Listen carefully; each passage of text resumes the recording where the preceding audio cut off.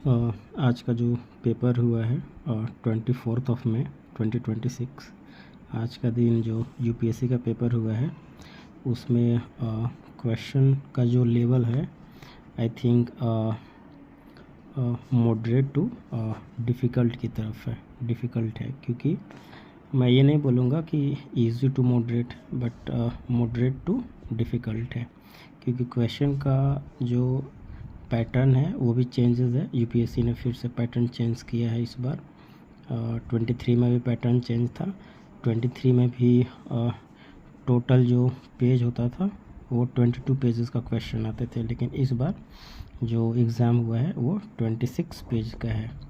Means कि question जो है वो काफ़ी लेंदी पूछा गया है। स्टेटमेंट वाइज बेस्ड जो क्वेश्चन है उसमें भी स्टेटमेंट पढ़ने में काफ़ी टाइम लगा, और स्टेटमेंट पढ़ के फिर उस स्टेटमेंट का ऑब्जेक्टिव क्या है, क्वेश्चन का डिमांड क्या है, उसको सॉल्व करने में काफ़ी टाइम टेकिंग था। सो क्वेश्चन का जो लेवल था वो काफ़ी आई वुड से डिफ़िकल्ट रहा।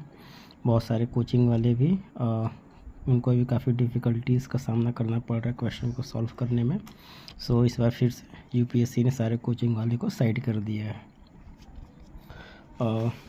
जो क्वेश्चन जो पूछा गया है हिस्ट्री में वो प्लेस्टोसीन से रहा है, नदी सूक्ति और बुद्धिज़्म एज़ यूजुअल जो यूपीएससी क्वेश्चन पूछते बुद्धिज़्म से। और फिर वो रिवर का नेम एंशिएंट में क्या था, मॉडर्न में क्या था। So I would say this one is expected, ये क्वेश्चन आता ही है। फिर अमरावती स्तूपा, ठीक है, ये भी एक्सपेक्टेड था। Formation of forward block bye Subhash Chandra Bose, I would से मॉडर्न हिस्ट्री एक्सपेक्टेड था। ये स्टैटिक पार्ट है, स्टैटिक पार्ट का क्वेश्चन है। ब्रिटिश पॉलिसी अवध का आफ्टर एनेक्सेशन 1856 का, आई वुड से ये भी स्टैटिक पार्ट का ही है। जिसने बिपिन चंद्रा पढ़ा होगा या फिर स्पेक्ट्रम पढ़ा होगा राजीव अहिर का, सो ये क्वेश्चन तो हो गया होगा। फिर मोंटेगू चेम्सफोर्ड एक्सपेक्टेड था।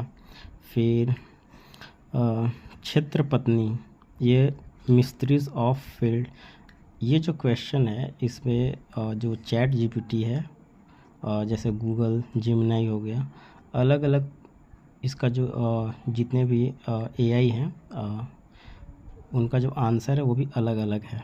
सो काफ़ी डिफ़िकल्टीज़ वाला क्वेश्चन है। एआई भी